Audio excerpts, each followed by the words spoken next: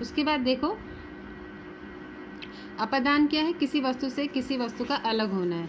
मैंने जैसे ऊपर आपको चिन्ह बताया, करण का चिन्ह भी से होता है और अपादान का चिन्ह भी से होता है। वो क्या है, किसी चीज़ से अलग होने के अर्थ में होता है। ये नहीं, वो क्या है, किसी के द्वारा क्रिया किस चीज़ के द्वारा हुई है और ये किस चीज़ से अलग हुआ, कर्ता से कोई चीज़ अलग हो गई है। तो जैसे यानी कि किसी भी वस्तु से, या पेड़ से पत्ता गिरता है, तो पेड़ से पत्ता क्या हो गया, अलग होना, और अलग होने के अर्थ में क्या है, अपादान कारक है। नेक्स्ट आता है हमारे पास षष्ठी विभक्ति अधिकरण कारक।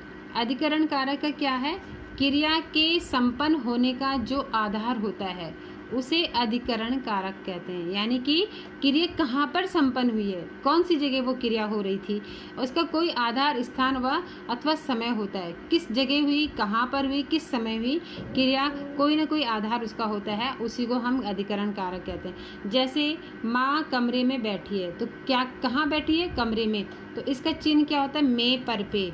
कहाँ बैठी है, में।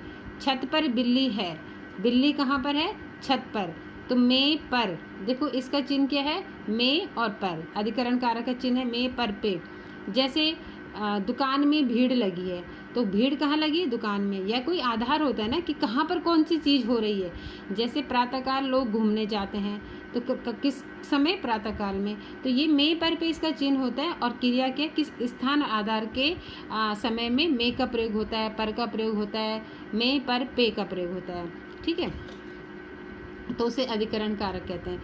नेक्स्ट आता है संबंध कारक। संबंध कारक क्रिया के अतिरिक्त जो अन्य शब्दों का पारस्परिक संबंध होता है उसे संबंध कारक कहते हैं। जैसे इसका चिन्ह का, के, की, रा, री, रे आदि होता है, या ना, नी, ने भी होता है।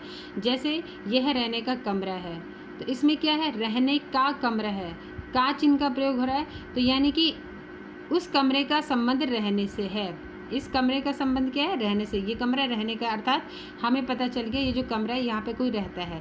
या राम की माँ बीमार है, तो इसमें माँ और राम का क्या संबंध है, माँ बेटे का संबंध है, तो इसलिए क्या है, संबंध कारक है। सुरेश के 2 बेटे हैं, या सुरेश और उन बेटों का क्या है, पिता और पुत्र का संबंध है, इसलिए ये संबंध कारक है।